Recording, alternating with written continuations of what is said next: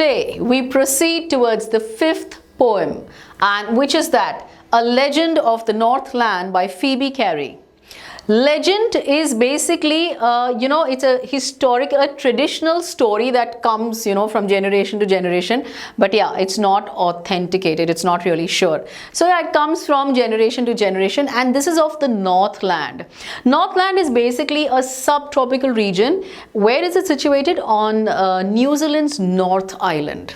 Yeah, so this is the place we are talking about. So a legend, it's a story, a traditional story of the Northland, and what is it all about.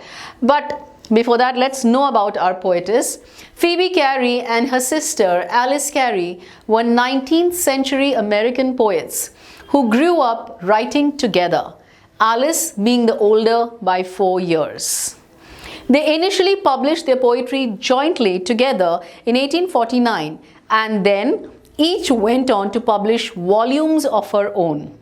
After that, many and many volumes, means many of them they published. After their deaths, joint anthologies of the sisters' unpublished poems were also compiled. So there were, they had put it up together jointly. They had done anthologies is the collection of poems that they had put up jointly together. So yeah, those unpublished poems were also compiled. So yeah, let's see what is in store for us by Phoebe. Now, as I read the poem, as I have been doing for your previous videos, the previous poems, I read through the poem, right? And while I'm reading, you need to do what? Come on, you know it by now. Yes, you need to check the rhyme scheme. All right. So yeah, let's go on and see what do you understand by the lines. Are you somewhere close to what the poet is saying? Let's look at it.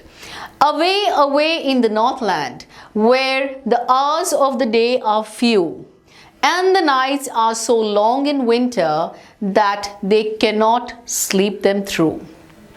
Where they harness the swift reindeer to the sledges when it snows, and the children look like bears' cubs in their funny furry clothes. They tell them a curious story. I don't believe it's true. And yet you may learn a lesson if I tell the tale to you. Once when the good Saint Peter lived in the world below and walked about it preaching just as he did, So yeah, let's see what did you get of it. But before that, let's see what rhyme scheme did you get. So let's see, this is A, Northland. For rhyme scheme, we have to look at the last words, the rhyming pattern. Northland, few, winter, through. Yeah, so A, B, C, B.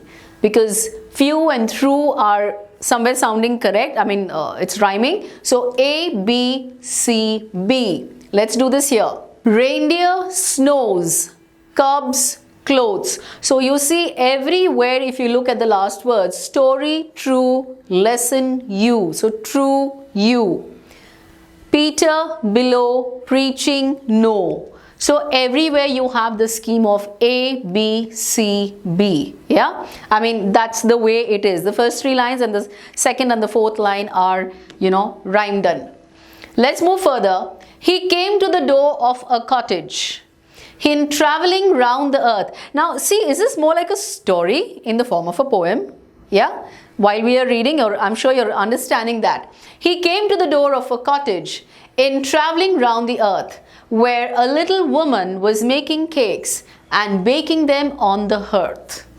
And being faint with fasting, for the day was almost done, he asked her from her store of cakes to give him a single one. So she made a very little cake, but as it baking lay, she looked at it and thought it seemed too large to give away. Therefore she needed another and still a smaller one. But it looked, when she turned it over, as large as the first had done. Then she took a tiny scrap of dough and rolled it flat and baked it thin as a wafer, but she couldn't part with that. For she said, my cakes that seem too small, when I eat of them myself, are yet too large to give away, so she put them on the shelf. Then good Saint Peter grew angry, for he was hungry and faint, and surely such a woman was enough to provoke a saint. And he said, "You are far too selfish to dwell in a human form, to have both food and shelter and fire to keep you warm. Now you shall build as the birds do, and shall get your scanty food by boring and boring and boring all day in the hard, dry wood." Then up she went through the chimney, never speaking a word, and out of the top flew a woodpecker, for she was changed to a bird. She had a scarlet cap on her head, and that was left the same, but all the rest of her clothes were burnt black as a coal in the flame. And every country schoolboy has seen her in the wood, where she lives in the trees till this very day, boring and boring for food. I'm sure you have understood to a good extent. So basically, this poem that we read was more like a story. The poem, A Legend of the Northland, is a ballad. A ballad is a song narrating a story in short stanzas, like I brought it to your notice. Ballads are a part of folk culture or popular culture and are passed on orally from one generation to the next. That's your legend. The poem is based on the theme that greed is a grave sin. Greed, you should never be greedy. We've heard of this. Greedy people never prosper. Yeah. So this is what it is, a big sin. It is a serious sin. You should never be greedy. It is the selfish and self-serving attitude of people who dismiss the weak and the needy. They are so consumed in their greed, they are so, centered by that greed that they rather ridicule the needy than help them. They'll make fun of the needy people, but they won't help them. So this is how actually the greedy people face consequences, just like she faced it. Already discussed, I told you A, B, C, B, that's the rhyme pattern, your rhyme scheme. Now, there are these four figures of speech, literary devices, like we call them, poetic devices, which have been used in this poem.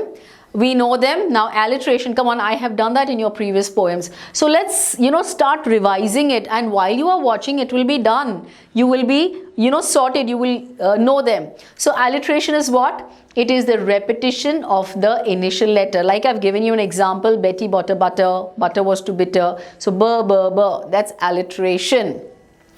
Enjambment, it is the continuity of the lines. Come on, you need to understand, you need to memorize this now. So enjambment is what? When one line carries forward to the other without any punctuation mark, yeah, to indicate a stop. It is a continuous line. Repetition is the repetition of words to secure emphasis.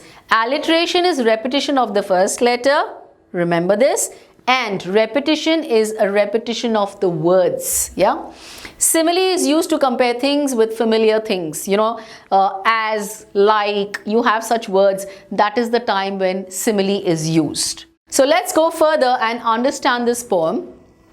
So here when you read this poem, away, away in the Northland, where the hours of the day are few and the nights are so long in winter that they cannot sleep them through, where they harness the swift reindeer. Swift is, happening quickly or promptly. You know how a reindeer goes. He's so prompt, so swiftly he moves. To the sledges when it snows, and the children look like bears' cubs, in their funny furry clothes. Now it's so cold.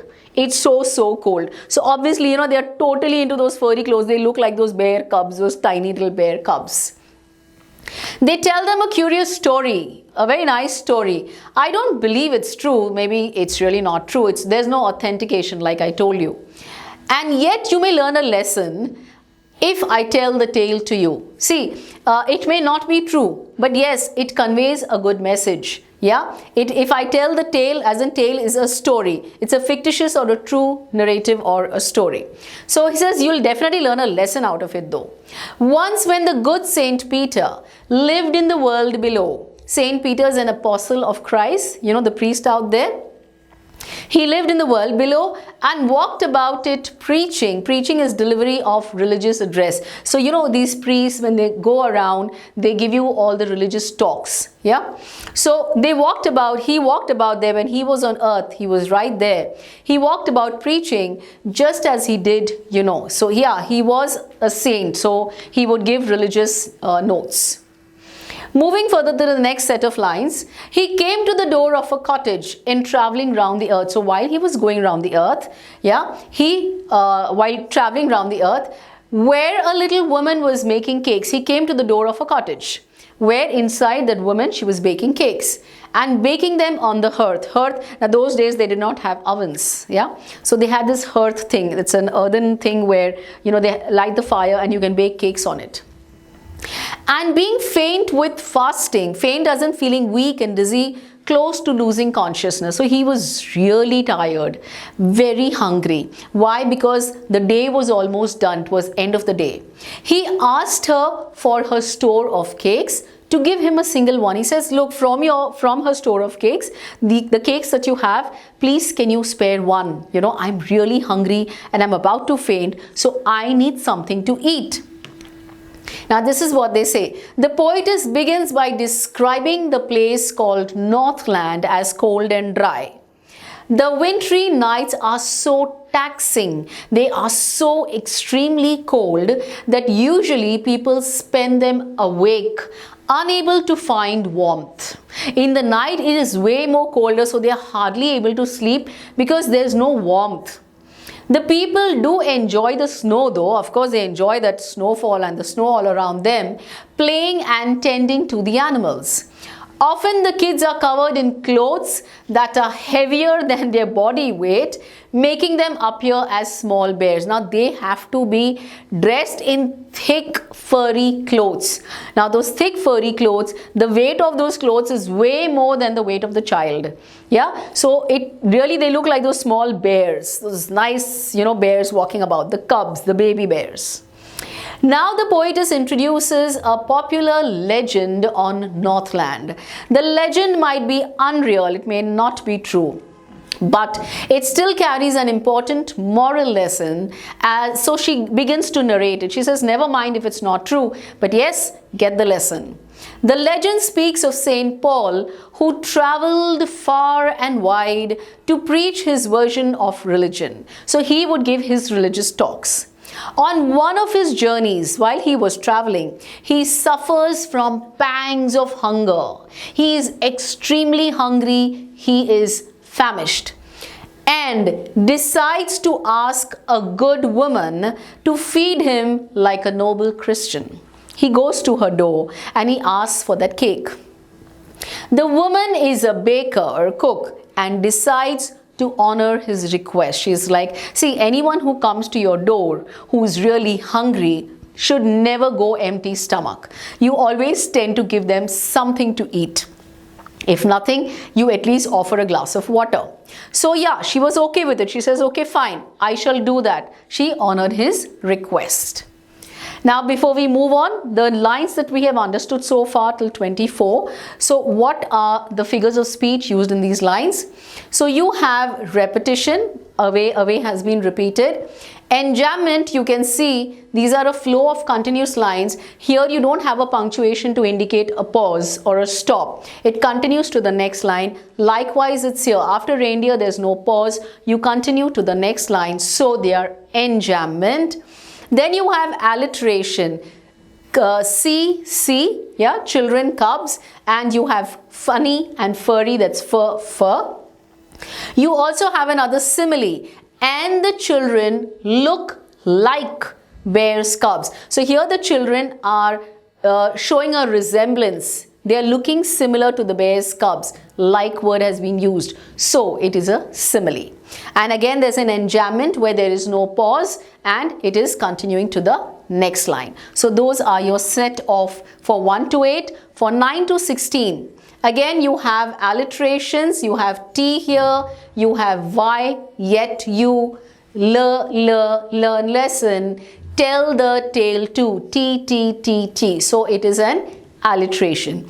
And these, if you see, they are carrying forward to the next line. There's no comma, there's no full stop, there's no pause. It's carrying forward to the next line. So it is an enjambment. And here you have all the alliterations. So, it's very simple. When you will get your, unseen passages in, for poems, see, it's always the case where they ask you for the figures of speech. Yeah. So when you have such thing, please pay attention to these simpler ones. Where you can see the first letter repeating, just put it down as alliteration. And you can see, you can just highlight, you can underline in your paper. So came, cottage, it is C.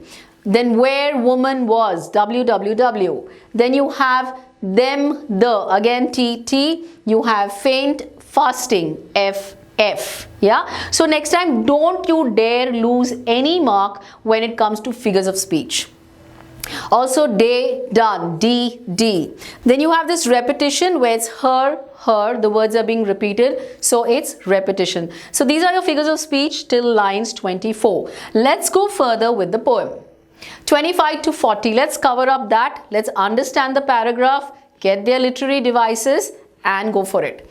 So she made a very little cake, but as it baking lay, she looked at it and thought it seemed too large to give away. She baked a cake. She found it too big. She said, how can I give such a big cake? I have to give charity, so why do I give such a big cake? Therefore, she needed another. Worked flour into dough or paste with hands. She made another dough for the cake. And still a smaller one. She made a smaller quantity. But it looked, when she turned it over, as large as the first had done. She says, oh my God, this is equally as large as the first one. Then she took a tiny scrap of dough. Scrap as in a small piece or a little amount of the dough. She took a very little dough and rolled it flat and baked it thin as a wafer. She says, no, I'm not giving such a big cake. Why should I give him such a big cake? So again, she took a smaller piece and she made it as thin as wafer, but she couldn't part with that. Even that she was not ready to give. So you see the greed that's, in her mind. For she said, my cakes that seem too small, when I eat of them myself, so when I eat them, I find them so small, are yet too large to give away. See, for giving away, they seem too large. So she put them on the shelf. She did not give. She went on baking and a smaller and smaller and smaller. And that poor saint is waiting at the door, right? He's already so hungry. And this madam is going on with her greed in action. She decided to bake one for him, but as it baked, selfishness clouded her good intentions. Her intention was to give. That was good. But selfishness came there. How can I give this? She thinks that the bread is too big and thick to be wasted as a charity. I can't give this. Consequently, she decides to bake another one, a smaller one. She says, okay, fine, let me bake another one. Unfortunately, her greed is more powerful than her good judgment. And every time the bread is almost finished, she would prepare another one even smaller. So every time the bread was ready, she wanted to bake another smaller one because she used to find it too big to give it away. In the end, she cannot even find enough compassion to part with the smallest piece of bread. Even that smallest piece, she did not have the heart for that hungry saint. He was a saint who had come to her door, and she was not ready to part. She was not ready to give, that smallest piece of bread even. So if I talk about the figures of speech, the poetic devices for lines 25 to 32, you have alliteration in 4 of them: SS, BB, again SS and SS, still smaller. You have repetition of words, it, again it's it. And you have enjambment where there is no pause. It's a continuous line carrying forward to the next line to complete the sense. You see, this is so simple. We have repeated this so many times. I'm sure by now you must have got it. Please, I hope so. If not, you can go through. You even have, the definitions right in the beginning, so you can use it from the notes. Again, you have alliteration, STTS, So yeah, there are the repetition of 2 letters, not an issue, but they are in the same line. Yeah. Then here also you have again S, all S's, here also all S's. Yeah. Then repetition is a repetition of words, rolled, okay, and simile is as. Now see, she baked it. It means what? That bread, that cake that she was baking, as thin as a wafer. So that is being compared to a wafer. 2 things are being showing a similarity, a comparison. Yeah, using the word as. That shows it is simile. Let's move further to the next set of lines. Then good Saint Peter grew angry, for he was hungry and faint. Now he waited. He lost his patience. Dude, I am hungry. I have requested you so much time back. You went on making dough and making a smaller one and a smaller one, but never landed up giving him any. And surely such a woman was enough to provoke a saint. Provoke as in make him angry. You must have heard it even from your parents and your grandparents that we should never annoy. See, for that matter, we should never annoy anybody, but especially when it comes to saints, we should never do that. Yeah. So yeah. And he said, you are far too selfish. Now this saint is really angry. He's upset because he was hungry. It was end of the day. He had gone all round and now he wanted to settle. So he asked for that little food. So he told her, you are far too selfish to dwell in a human form. To dwell as in to live as a human being. In a human form as in as a human being. To have both food and shelter and fire to keep you warm. Now she was in Northland. She was warm enough. She was in that cozy house. She had food, she had shelter, she had warmth. He says, you are too selfish to get all that. You don't deserve it. Now you shall build as the birds do and shall get your scanty food. He says, now you will not get this shelter like this. You will have to build your own shelter. And you shall get your scanty food, insufficient in quantity, very little, scanty, by boring and boring and boring. That's repeating a dull task. There was a task, you'll have to repeatedly keep doing it all day in the hard, dry wood. That's the forest. Then up she went through the chimney, never speaking a word. Who went up the chimney? So did she go in the human form? That lady, that baker, did she go up? She went up the chimney, never speaking a word. And out of the top flew a woodpecker, for she was changed to a bird. That greedy woman, she was cursed by the saint and she was changed into a bird. This drama enrages the saint. Enrages means makes him angry, who loses his patience with the woman. He was waiting and waiting and waiting because he was so hungry. He put a spell on her. He cursed her that turns her into a bird. She just got turned into a bird. He commands her that she take all the comforts she enjoyed as a human for granted. She took all the comforts for granted. He says like, okay, you had so much with you. You had shelter, you had food, you had warmth, but you took it for granted and would now have to work for everything as a bird. Now all this you will have to work for. Right now you said, oh, you have it, but you did not use it in the right manner. So now become a bird and do it. Make it for yourself. She would have to build her nest for warmth and scrounge out small worms from the trees for food. She would have to take those small worms for the tree for food. Otherwise, she had everything ready. But now she will have to build a nest. She will have to look for worms in the trees. Hearing this, the bird panics and flies through the chimney. From the chimney, just flew away off the oven. Coming out of the chimney, it is covered in soot. You know, the black smoke. Yeah, it's black, the soot, that's black.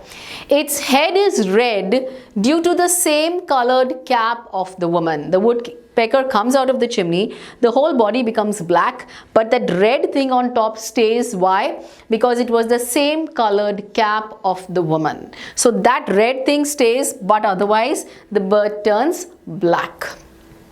So here, let's look at the figures of speech for the same. Alliteration, you have GG, HH, he hungry, surely, such, SS, and again enjambment, where one line is continuing to the next without a punctuation at the end to indicate a stop. Yeah, that's how we get it. Come on, now by now I'm sure it's clear. You look at this and think of it. Come on, yes, alliteration, look at them. All the alliterations, you can see the repeated first letters. You can see build birds, then shall, scanty, SS, boring, boring, boring. Now this is of course a repetition because we are repeating the same word again and again.